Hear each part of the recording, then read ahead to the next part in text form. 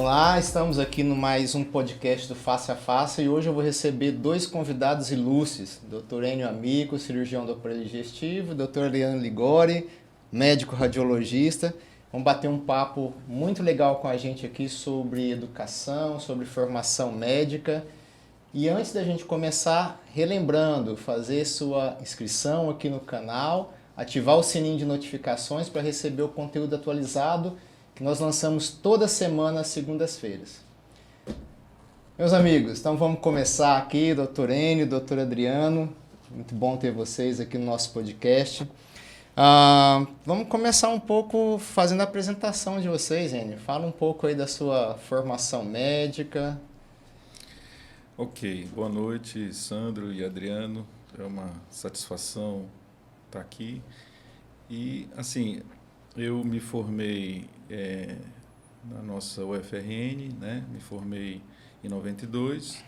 Depois eu fui para São Paulo fazer residência. Fiz residência de cirurgia geral e depois cirurgia do aparelho digestivo. Voltei por um breve período aqui em Natal. E depois eu retorno de novo para São Paulo, onde eu fiquei um ano no grupo de transplante lá do Hospital das Clínicas de São Paulo, mais voltado para essa área de cirurgia hepatopancreático biliar. Depois eu volto em definitivo para Natal em 2005. Eu entro na universidade, me torno professor da universidade e começo a atuar nessa área de cirurgia do aparelho digestivo, cirurgia mais específica de fígado, pâncreas e vias biliares. Acho que é isso. Adriano, conta um pouco aí da sua história pra gente. Minha história, eu terminei na UFRN em 2006, fiz faculdade de medicina lá, fui para São Paulo, em 2007 começo a residência lá em São Paulo, no interior de São Paulo na realidade, fiquei em Mogi das Cruzes, passei bons anos nessa cidade, uma cidade próxima de São Paulo, e aí depois eu fui para a Unifesp fazer a minha subespecialização em radiologia abdominal, que é onde eu atuo até hoje. E aí, assim que eu terminei, na realidade um pouco antes da subespecialização, eu passei um período no Mass General, onde você também ficou lá. Fiz um fellow observador lá, uma experiência incrível, ver como um serviço de referência no mundo fica funcionando, né? E aí faço minha sub e volto para Natal, porque eu passei no concurso de professor em Natal. E aí, desde 2011, que eu sou professor da UFRN, passei um período curto também na Espanha, estudando lá, em 2013. E estou aí há bons 12 anos dando aula na universidade. Então, nós temos aqui dois professores, né? O Enio também é professor. E eu também, mas são três professores aqui da UFRN. É muito bacana, né? Todos dois com um histórico bem importante. O Enio eu já conhecia, né, há mais de 30 anos, acompanhei toda a época da faculdade, inclusive na época da residência, coisas que não pode ser falado no podcast, mas tudo bem. Sujeito que conheço a longa data, e o Adriano já há pouco tempo, mas dá para perceber que tem um diferencial muito grande. Como professor, vocês dois hoje, o que vocês enxergam no momento na medicina? Os dois estão no ambiente acadêmico, né? Dão aula na UFRN, são professores do curso de medicina e também atuam, né, na assistência. Como é que vocês veem hoje a situação atual do ensino, do preparo do futuro médico? Eu costumo dizer que quando a gente está numa área, por exemplo, eu estou na radiologia, você está na odontologia, a gente tem a sensação de que só nossa área evolui. A gente vê pouco, talvez na área tecnológica a gente perceba a evolução, mas tudo evolui. Inclusive, a própria pedagogia evoluiu muito nos últimos anos e se a gente não se atualizar, se a gente não estiver atento a essas evoluções pedagógicas, a gente não entende que existem maneiras melhores de se ensinar. E isso foi o que eu percebi ao longo desses anos. Então, que a própria disciplina que eu aplico, ela foi mudando ao longo dos anos. Ela começou em 2011 de uma forma e ela foi se modificando à medida que eu percebia que o que o aluno precisava escutar era diferente do que aquilo que eu imaginava no início. E também as técnicas pedagógicas, elas foram melhorando. Então, a gente vai trazendo essa bagagem, vai adaptando. O que a gente vê normalmente por aí é que às vezes as pessoas elas não percebem, não têm esse olhar e dão aula hoje, em 2023 da mesma maneira que se dava aula em 1995, por exemplo. Então, assim, tudo evoluiu, tudo melhorou, e existem formas muito boas. E o aluno, ele está atento para isso. A maneira como o aluno estuda hoje é diferente como nós estudamos no passado. Ele usa flashcard, ele usa gamificação, mapas mentais, existem várias técnicas de absorção de conteúdo, revisões programadas, né? Então, a gente tem que estar bem atento para essas mudanças e nos adaptarmos sempre. A universidade, se ela não estiver atenta a isso, ela vai se perder no meio do caminho. E na área de diagnóstico por imagem, então, além dos métodos, né, de aprendizagem, de ensino, a tecnologia nos últimos 30 anos incorporou bastante coisa, né? Se chama leveraging, que é você pegar a experiência, a evolução de uma outra área, que seria da área da TI, da tecnologia, e trazer para dentro de um outro campo, o campo médico. Você sabe, Sandro, que existe um tipo de exame chama colonoscopia virtual, não sei se você já escutou falar.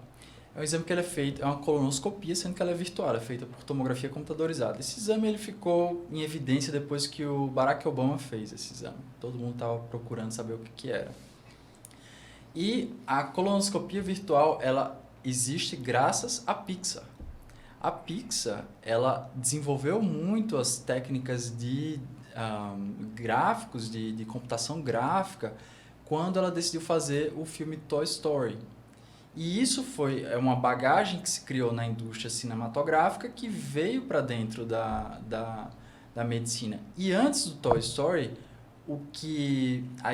a experiência onde o Toy Story se baseou veio dos simuladores de voo. Não sei se vocês vão lembrar, lá no início da computação existiam programinhas para você voar com um avião.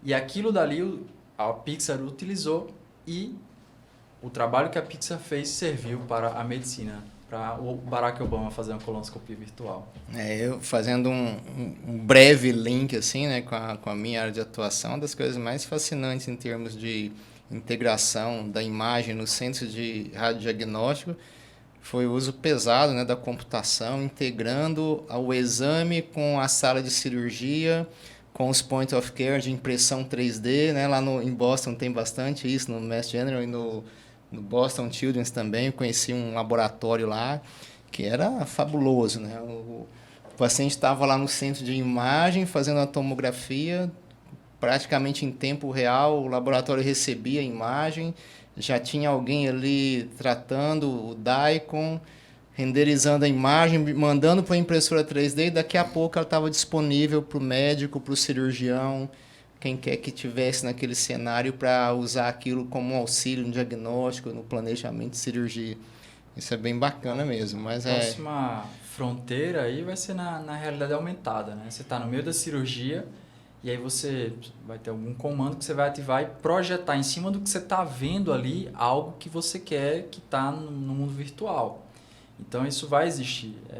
Hoje já, um colega do Rio de Janeiro, ele já faz essas reformatações, não chega a ser bem realidade aumentada, mas o objetivo é esse, que você no meio da cirurgia, o Enio está olhando um pâncreas lá, e aí ele está usando um óculos do Google, da Microsoft, que vai clicar no botão e ele vai identificar em cima daquele parênquima onde está o tumor que já foi previamente marcado para ele. Maravilha. Isso já acontece, né? Há um tempo. Eu não sei se esses softwares, essa disponibilidade, ela chegou para muitos centros, né? Mas realmente você estuda, mapeia a localização, né? Porque você está, pelo acesso laparoscópico, você está vendo a superfície do fígado e você não está vendo o tumor lá dentro. Então, a gente vê muito isso em congresso, até em stand da indústria que mexe com isso, né? Você vê representações cirúrgicas que você está imaginando a lesão ali exatamente na topografia. Auxilia muito na questão anatômica, né? E na sua área, Enio, o que você julga que foi uma grande inovação, fazendo um paralelo com o Adriano da radiologia? Porque a cirurgia também evoluiu bastante. A cirurgia, eu acho que um grande avanço da cirurgia, se você for pegar a cirurgia em todas as áreas realmente, foi a cirurgia minimamente invasiva, né? Isso da década de 80 para 90. Então, de lá para cá, ela já tem se aplicado a várias situações, ela mudou os paradigmas, né, de indicação cirúrgica. Eu dou o exemplo, por exemplo, da cirurgia do refluxo. A cirurgia do refluxo, ela pouco se fazia a cirurgia aberta para o refluxo, porque era muito traumática, a recuperação era ruim para uma doença que era mais ou menos controlada pelo uso dos comprimidos, dos inibidores de bomba. Então, com a laparoscopia, ela deu um empurrão no sentido de aumentar o número de cirurgias. Claro que ela precisa ser feita ainda com aqueles critérios, com aquela indicação, mas o número de cirurgias aumentou muito.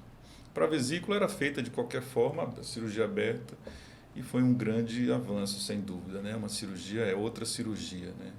Eu costumo falar que o cirurgião precisa se esforçar muito para dar errado nessa cirurgia. Claro que tem graus de complexidade diferentes, mas o normal é o doente internar num dia, ser operado e no outro ter alta. Então isso foi uma evolução enorme. Aí a cirurgia minimamente invasiva, ela tenta se aplicar para várias outras situações e ela se encaixa muito bem. E depois surge a robótica também, que se encaixa muito bem em várias situações. O que a gente precisa ter cuidado é dos excessos que eles acontecem continuamente, né? Então a gente vê propagandas de cirurgias de hernia inguinal por robô, né? Então assim, o mercado ele entra, não necessariamente ele entra com uma melhor das intenções muitas vezes, né? Então você fazer uma cirurgia robótica de hernia inguinal para mim é impensável, absolutamente impensável. Talvez como experiência para o cirurgião, né, eles costumam falar, se faz vesícula por robô ou hérnia, para você ter experiência para fazer aquelas cirurgias que de fato é necessário, né, e tem benefício. Então tem que ter cuidado, porque o objetivo não é a inovação por si só. O objetivo é melhorar o paciente, que é o objetivo que deve ser. Então ela precisa ser usada se ela causar benefício, né? Então, ela causa benefício em muitas situações, me parece, por exemplo, a questão da robótica na cirurgia da próstata, né, parece estar bem estabelecida, melhora muito a questão até de resultados funcionais. Então, tem uma aplicabilidade em várias situações. Eu acho que eu entendo que foi o grande avanço aí nas últimas 3, 4 décadas. E você também tem focado bastante em cirurgia e doenças de pâncreas, é isso? Sim. E nesse segmento, o que você observa, o que teve de avanço recente? Bom, em cirurgia de pâncreas, a cirurgia minimamente invasiva, ela me parece bem adequada, por exemplo, nas situações de doenças do pâncreas em corpo e cauda do pâncreas, é um avanço, a gente faz e muitas pessoas fazem. Quanto a isso, foi realmente um avanço. A recuperação é melhor, a condição clínica do doente no pós-operatório é melhor. Com relação ao câncer de pâncreas, que é muito frequente, né, na nossa área, hoje em dia tem-se usado muito a neoadjuvância para tumores, para o adenocarcinoma de pâncreas, né, no sentido de melhorar os resultados cirúrgicos. O câncer de pâncreas é um tumor muito agressivo, o tempo de vida do paciente, se você for usar a média, são poucos anos. A cirurgia pode melhorar, pode permitir uma chance de cura em uma parte pequena dos doentes, prolongar o tempo de vida. E a neoadjuvância, fazer primeiro a quimioterapia antes da cirurgia, isso tem sido um avanço. Outra coisa, avanço em cirurgia em doença do pâncreas, talvez o entendimento dos cistos de pâncreas, o acompanhamento dos cistos de pâncreas. O cisto de pâncreas é muito frequente na prática. Ele, cada vez mais, com exames mais bem feitos, exames de ressonância e tomografia, eles vêm aparecendo muitos casos no consultório, a gente vê bastante. Então, antigamente, na década de 90, a recomendação era operar tudo que era cisto de pâncreas, tirando o pseudocisto, né? E depois se viu que tem muitas condições benignas que podem ser seguidas e assim você evitar a cirurgia. Então, em algumas situações, o que o cirurgião tem que fazer é não operar, né? Então, no entendimento dos tumores císticos de pâncreas, as lesões mucinosas, também evitar a cirurgia. Para o tumor neuroendócrino, evitar a cirurgia em tumores pequenos. Eu diria que na pancreatite aguda, um grande avanço a partir da década de 2010, 2012, foi tentar fazer cirurgias menos invasivas, cirurgias... Antigamente a gente fazia cirurgias que abriam o abdômen para tirar a necrose pancreática, isso dava muita resposta inflamatória para os pacientes. Hoje em dia, aquela abordagem, primeiro a endoscopia, depois a abordagem laparoscópica retroperitoneal, isso tem evitado grandes cirurgias na cirurgia da pancreatite aguda. Então, tem vários exemplos aí. Resumindo, né, dá para perceber claramente que a medicina evoluiu, incorporou muito da área de tecnologia, mas vocês citaram exemplos que provavelmente eles não estão presentes na formação do médico. A gente estava falando sobre isso. Então, hoje, esses avanços, isso está disponível, por exemplo, na média, né? A gente sabe que, como em qualquer lugar, tem as ilhas de excelência, que você tem disponibilidade de infraestrutura, de pessoal. Não adianta nada, o equipamento ele não funciona sozinho, né? Você tem que ter a pessoa com expertise naquela área para desenvolver e para ensinar. Mas, de um modo geral, esses avanços, eles têm acompanhado a formação do médico. Então, o sujeito que termina hoje ou está terminando o curso, ele vê isso ainda na graduação, nos 6 anos de medicina, ou ele precisa buscar esse conhecimento além, depois de terminado o curso? Sandro, antes de responder isso daí, eu queria contar uma história bacana ele falou dos cistos pancreáticos. Quando eu estava lá no MGH, lá tem o Dushan Sahani, é um radiologista famosíssimo, tem um artigo que é utilizado em todas as apresentações de cistos pancreáticos. Ele é indiano-americano.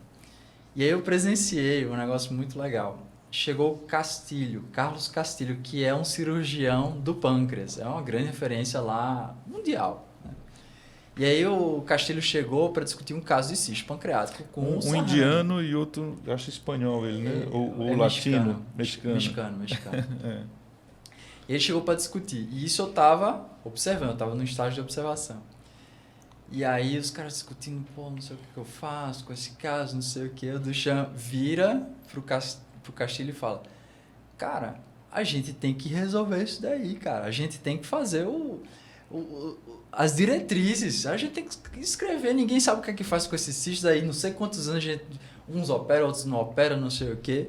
Poucos anos depois saem os critérios de Fukuoka, que é justamente de condução dos IPMNs, né, que é um dos tipos de cistos, né? Mas assim, e obviamente os dois estavam envolvidos nesse projeto, mas assim, foi interessante que o embrião, eu presenciei esse embrião, assim, a gente tem que resolver isso, cara, e saiu. O problema, se problema, os caras estão discutindo, tem que dar um jeito de resolver. Que ano foi isso, Adriano? 2009. Na verdade, então, eu acho que ele estava querendo atualizar, porque o primeiro algoritmo foi Sendai, em 2006, né? Isso. Então, ele queria atualizar, porque ele era muito simples, o algoritmo de 2006. Ele era muito simples e se operava muita gente. Uhum. Então, ele queria melhorar, provavelmente. E aí veio o Fukuoka 2012, né? E como é que fica, por exemplo, trazendo um pouco para a realidade do público geral? Existe toda uma abordagem mais técnica. Essas dificuldades, provavelmente, eu fico imaginando, eu como paciente, se eu chego numa unidade de atendimento, num pronto-socorro, por exemplo, eu posso ter algum sintoma que pode, eventualmente, estar incluído dentro de um diagnóstico desse. As pessoas estão preparadas para fazer esse tipo de diagnóstico? O abdômen sempre é um desafio. Eu já riu aqui um pouquinho. O abdômen é um desafio. Tem muitos órgãos dentro da barriga e os sintomas eles se sobrepõem. Então sempre é um desafio diagnóstico você saber qual o problema, né? Então você tem que conhecer bem as patologias possíveis que podem acontecer, as mais frequentes, né, para fazer esse diagnóstico. E aí nada melhor do que ter um cirurgião experiente como o Enio para atender um caso como esse, né? Super calejado, sabe o que é mais frequente, o que é que não é. Fazer um bom exame físico e saber solicitar um exame apropriado para investigar aquela suspeita clínica. E daí anda junto, né? O clínico com o exame de imagem, que o sujeito também ele tem que conhecer da patologia para poder indicar o melhor exame. Né? Então não adianta nada se ele ficar, obviamente, não vou dizer chutando, mas de repente, se ele não conhece a fundo, ele vai passar despercebido, né? Me permita fazer aqui falar uma frase aqui que pode ser um pouco chocante, mas é a seguinte: o egresso da medicina, ele não tem experiência suficiente para atender no pronto-socorro. Essa é uma verdade que a gente sabe. Como é que ele vai conseguir, em 6 anos, ter experiência para atuar no lugar como o pronto-socorro? E eu não estou falando de Natal, Rio Grande do Norte, estou falando no Brasil. Não são 6 anos, na verdade, né? Então, ele tem um tempo menor ainda para entrar em contato com isso. Na nossa universidade, Universidade Federal do Rio Grande do Norte, os alunos têm uma disciplina de 90 horas, uma disciplina de medicina de urgência. São 90 horas, é pouco, nos 4 anos. Aí depois ele vai para o internato, no internato ele passa 7 semanas no estágio de medicina de urgência. São 7 semanas só.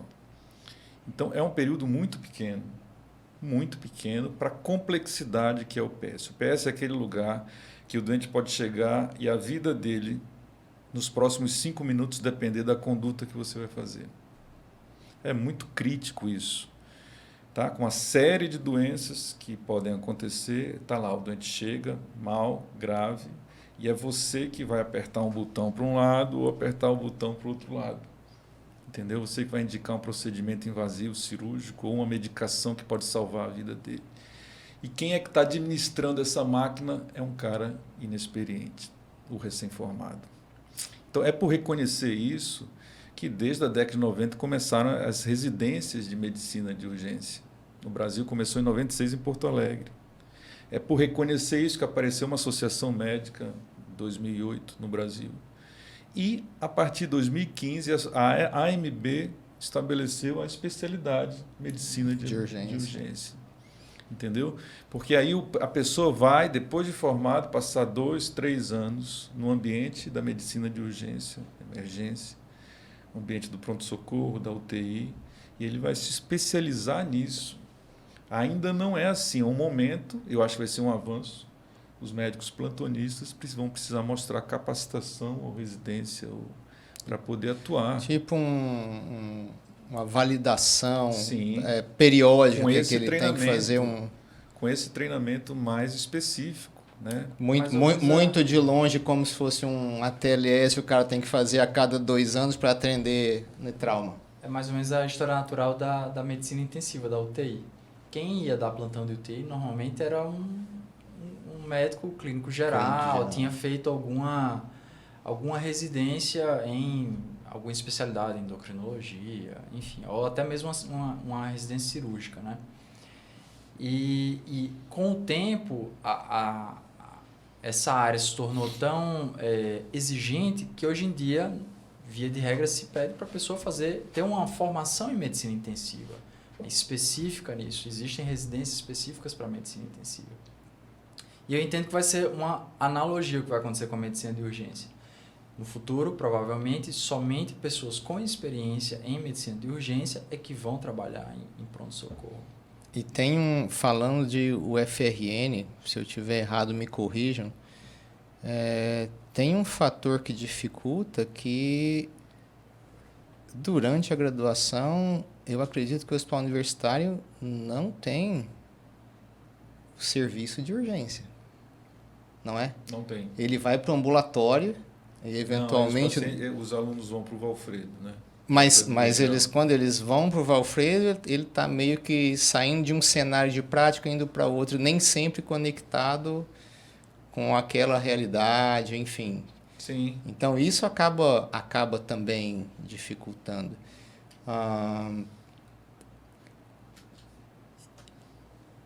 O que vocês acham, por exemplo, nesse sentido? Como é que pode corrigir isso? Como é que é uma alternativa para quem está eu imagino que uma grande parte dos médicos que são recém-formados, eles vão trabalhar em pronto-socorro.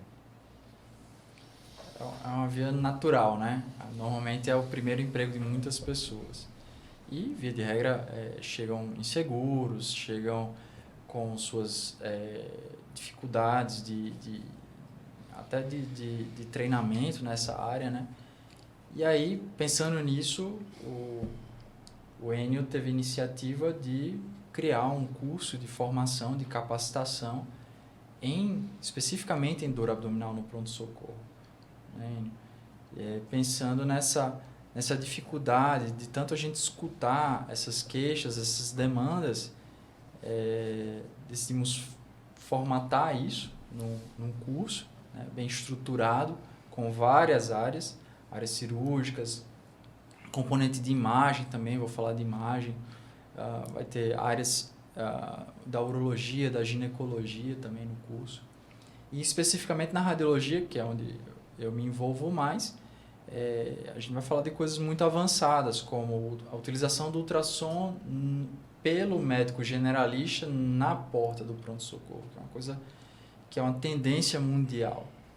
Cada vez mais os médicos têm ultrassom, eles utilizam mais ultrassom, está mais Exame acessível. menos invasivo. Menos invasivo, você conecta no seu celular e aí você tira uma dúvida se tem líquido livre dentro do abdômen da pessoa, se o paciente está chocado, se não está, enfim, você tem vários protocolos de avaliação do paciente de pronto-socorro com ultrassom. Então, fala aí, Enio, o que motivou você a quebrar a cabeça e montar isso? Assim, o curso chama-se Dor Abdominal Aguda no Pronto-Socorro, tá? E exatamente ele partiu da ideia de algumas constatações. Uma é essa questão do pronto-socorro e a falta de experiência que os médicos da graduação enfrentam, né? A segunda constatação é que a dor abdominal ela é muito frequente no pronto-socorro. É a principal, fica entre primeira e segunda causa de visita ao pronto-socorro. Ou seja, o sujeito está lá no final de semana, vai para o pronto-socorro porque está com uma dor no abdômen. Eu gosto do termo visita. Dor na barriga, né? Falando a linguagem mais... Eu gosto do termo visita ao pronto-socorro. É muito frequente, é a principal causa, tá? E depois que a dor abdominal aguda, ela não tem recebido pela literatura uma atenção suficiente no meu ponto de vista. Por exemplo, como situações de dor torácica, como situações de AVC, acidente vascular cerebral, como o próprio trauma. Se você entra no São Lucas, tem lá um cartaz sobre o tratamento do AVC, o diagnóstico e o tratamento. Então, o sujeito chega com alguns sintomas neurológicos, né? Ele vai fazer a tomografia, está lá no algoritmo, aí a tomografia tem sangramento, vai para um lado, não tem sangramento, vai para o outro, faz o tratamento, o neurocirurgião, tal, e pronto. Não é difícil. O tratamento da dor torácica, né? A American Heart Association, que é várias associações médicas, tem lá os guidelines, são atualizados, você vai, faz, vê se tem supradesnivelamento de ST, troponina, é infarto, não é... Está tranquilo. A dor abdominal aguda não tem isso. Provavelmente porque são muitos órgãos, muitas doenças, são vários sistemas, né? Então você tem que interagir entre o aparelho digestivo, o gênito urinário, né? Quer dizer que vocês tiveram aquele mesmo diálogo do radiologista com o cirurgião lá do MJ? Não chega a esse ponto. Tem que fazer isso, né? Tem que resolver, porque tem que resolver isso, né? Guardadas as proporções, né? Com toda certeza. Então, assim, não existem guidelines, eles são os que existem, são poucos, são baseados em revisões da literatura e não são validados. Então é difícil você encontrar esse assunto, né, para você estudar. Então a gente teve essa ideia de montar um curso integrado entre o gastroenterologista, o cirurgião do aparelho digestivo, o ginecologista, o urologista e o radiologista, tá? E focar em como é a realidade do pronto-socorro. A realidade do pronto-socorro tem alguém com dor abdominal aguda e tem um médico plantonista que vai atender. Então o foco é isso, essa junção dos dois. Tá? Então, quais são as doenças que são frequentes, como se fazer uma anamnese, como fazer o exame físico. É o médico plantonista que tem que dar o diagnóstico da irritação peritoneal, que é uma clássica indicação cirúrgica. Você não precisa esperar o cirurgião chegar para dar o diagnóstico. É você que vai avaliar lá se precisa fazer exame laboratorial, hemograma, PCR, lipase, amilase, exames laboratoriais. Você vai definir se vai fazer exame radiológico ou não. Você precisa entender as doenças, quais são as apresentações clínicas das doenças. Depois você vai olhar e dizer assim, esse doente ele pode ir para casa, esse doente precisa ficar em observação, esse doente, soríneo, analgésico, né, sintomático, às vezes a pessoa está vomitando. Mesmo que ela vá para casa, ela vai voltar porque ela está vomitando. Mesmo que a dor não seja um problema grande. Então, fazer algum exame a mais, ou mesmo chamar o cirurgião e resolver. Então, é o clínico que está lá que ele precisa, naquele cenário, decidir o que ele vai fazer. Tá?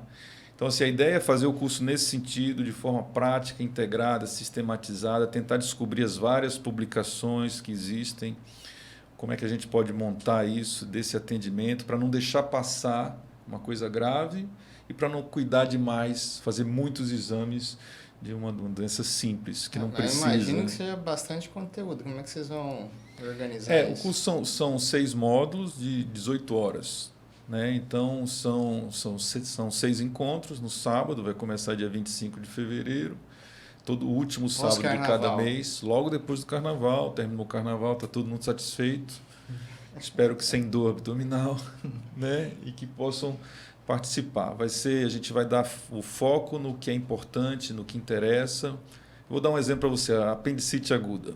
A apendicite aguda é uma doença inflamatória, infecciosa, que é um dos campeões de litígio em pronto-socorro. Né? Porque ela tem uma apresentação, ela começa disfarçando, ela começa com um tipo de dor, que é uma dor muito típica de uma dor visceral, como se fosse uma cólica. E depois, com o passar das horas, quando o apêndice inflama, ela modifica o aspecto. Então, a dor passa a ser infocilíaca direita, na parte mais embaixo à direita. E aí muda o jeito da dor. Então, você pode atender o doente numa primeira fase. Então, muitos doentes eles perdem o melhor timing para serem operados e, às vezes, complica e perfura o apêndice. E tem várias particularidades. Por exemplo, 20% a 30% dos pacientes que têm apendicite aguda, você faz o exame de urina, ele é compatível com infecção urinária. Tem leucócito na urina, tem hemácia, tem leucócito, 20% a 30%. Confundidor. Então, isso é uma pegadinha. Você vai lá, faz. Será que é apendicite? Será que é outra coisa? A infecção urinária é um diagnóstico diferencial e aparece o exame de urina dessa forma e você perde. Às vezes, se fala que entre 10% a 60% dos doentes com apendicite aguda tem o leucograma normal. Aí você olha o leucograma assim e fala, não tem infecção não tem aqui. Infecção então, está de alta. Está de alta. Aí entendeu? Você tocou num assunto que me chamou a atenção, embora não seja médico, obviamente, não quero falar bobagem, mas numa grande parcela dos hospitais existe um serviço de triagem que é feito por um não médico, é feito pelo enfermeiro. O paciente chega lá com um sintoma, ele passa ali, né, verifica sinais vitais e ela meio que faz uma categoria de gravidade. Esse curso que vocês vão dar, vocês pensaram em incluir esse pessoal que está lá na linha de frente também? Uma vez que aparentemente esses protocolos ainda da dor abdominal aguda não estão muito bem claros, né, para o pronto-socorro? Ou ele é um curso só para médico? O curso, o foco do curso, o público-alvo do curso são médicos já formados que querem melhorar o conhecimento e o atendimento dessa situação e médicos que são internos, que estão se formando agora e vão cair lá no pronto-socorro. Tá? Essa triagem, Sandro, o que ela faz essencialmente é ver o tempo que a pessoa vai esperar. Né? Uhum. Elas vão passar com o médico, né? Só que vão esperar 1 minuto ou vão esperar 4 horas. É essa triagem. Assim. Então, o foco não o curso é médico, entendeu?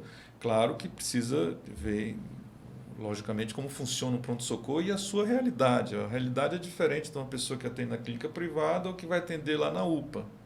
Né? Então, a gente deve falar sobre isso no curso. Né? Então, o objetivo aqui, em determinada situação, é você chegar e chamar uma avaliação do cirurgião quando precisa, e o outro é encaminhar. né? Então, cada local tem a sua realidade.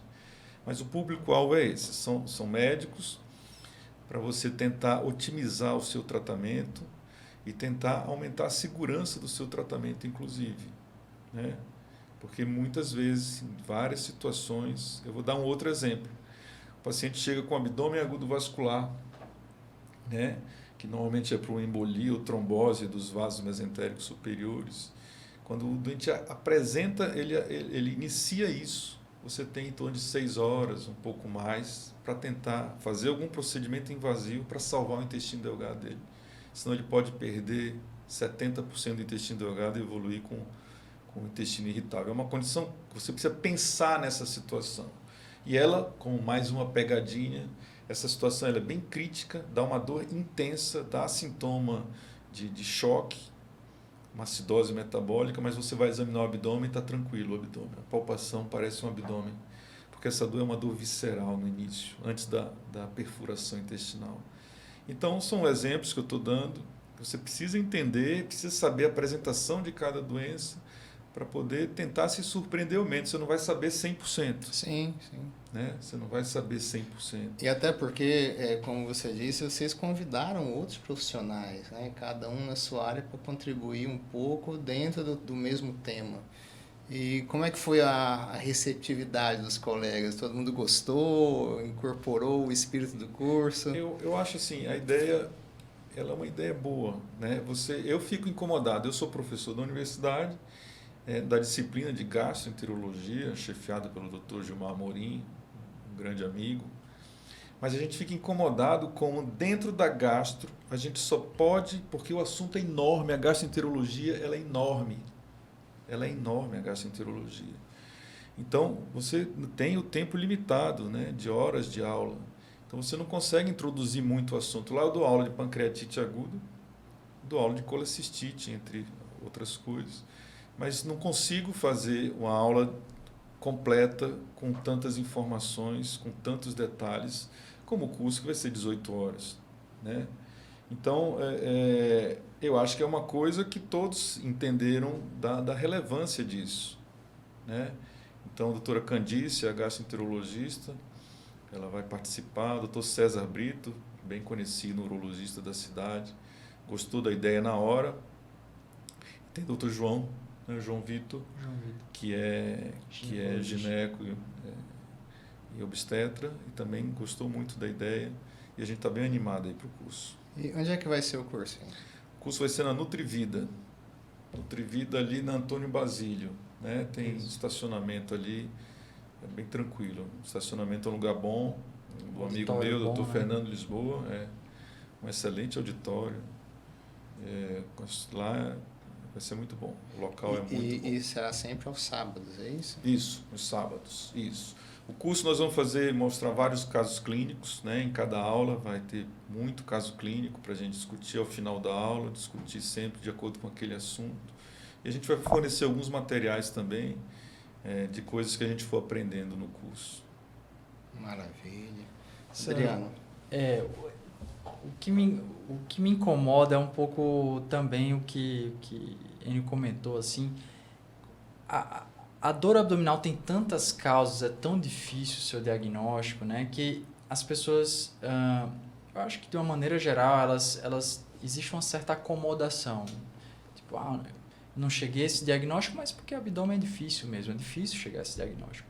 Mas não precisa existir, não se deve encarar dessa forma. Você tem que absorver esse conhecimento da maneira mais sistematizada possível e tentar abraçar o maior número possível de patologias identificáveis. O que existe é uma certa inércia. Não, realmente esse diagnóstico passou batido porque é difícil, mas a gente não pode pensar dessa forma, senão a gente se acomoda e não evolui, né? Então, assim, eu acho que a ideia do curso é fenomenal, eu acho que é algo obrigatório para quem está fazendo pronto-socorro, para você se sentir mais confiante, para você não cair numa pegadinha, para você até não se envolver em problemas jurídicos, né? Então, assim, é importante que você se capacite, você se torne melhor nesse tipo de queixa, né? A abordagem desse tipo de queixa. Eu fico pensando...